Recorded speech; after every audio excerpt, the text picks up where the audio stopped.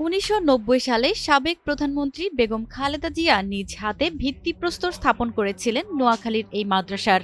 কিন্তু ৩৫ বছর পরেও আধুনিকতার ছোঁয়া লাগেনি প্রতিষ্ঠানটিতে, যে কারণে একতলা ভবন ও পুরনো টিনশেডের ঘরটি একমাত্র স্মৃতি হয়ে দাঁড়িয়ে আছে।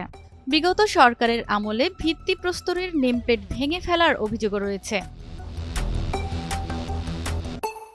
অবকাঠামো সংকট, শিক্ষক ঘাটতি আর যোগাযোগ ব্যবস্থার উন্নতি না হওয়ায় এখন দুর্ভোগে প্রতিষ্ঠানটির শিক্ষার্থী ও শিক্ষকরা। আমি বেগম খালেদা জিয়া মহিলা দাখিল মাদ্রাসার অষ্টম শ্রেণীর একজন ছাত্রী।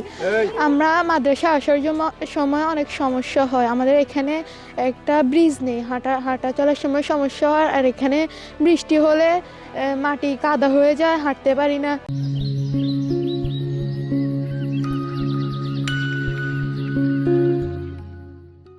এখনও এই প্রতিষ্ঠানে নেই বিশুদ্ধ পানির ব্যবস্থা। সংস্কার না হওয়ায় মূল সড়ক দিয়ে যানবাহন চলাচল প্রায় অসম্ভব। শিক্ষার্থীদের ঝুঁকি নিয়ে গাছের গুঁড়ির ওপর দিয়েই মাদ্রাসায় প্রবেশ করতে হয়। বর্ষা মৌসুমে মাঠ জুড়ে হাঁটু সমান পানি জমে থাকে।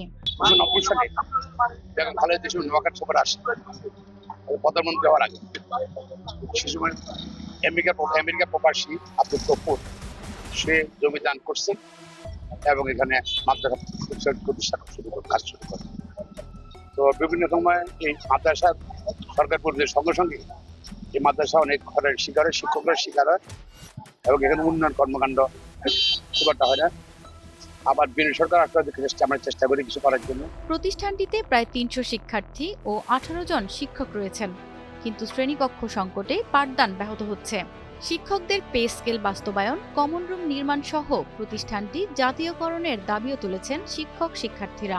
আমাদের মাদ্রাসায় শিক্ষার্থীরা হাঁটাচলা করার জন্য ব্রিজ নেই এবং আমাদের মাদ্রাসায় ভবন নেই। শিক্ষার্থীরা খেলাধুলা করার জন্য পর্যাপ্ত পরিমাণ মাঠ নেই। মাদ্রাসার ক্যান্টিন ক্যাম্পাসের সমস্যা, বিশেষ করে মাদ্রাসার ওয়াশরুমের সমস্যা, মাদ্রাসার ব্যক্তিগত মেয়েদের কমন রুমের সমস্যা। আমাদের মাদ্রাসা মহিলা মাদ্রাসা হিসেবে আমাদের মাদ্রাসায় কোনো বাউন্ডারি নেই আর উন্নত খাওয়ার পানি কোনো ব্যবস্থা নেই।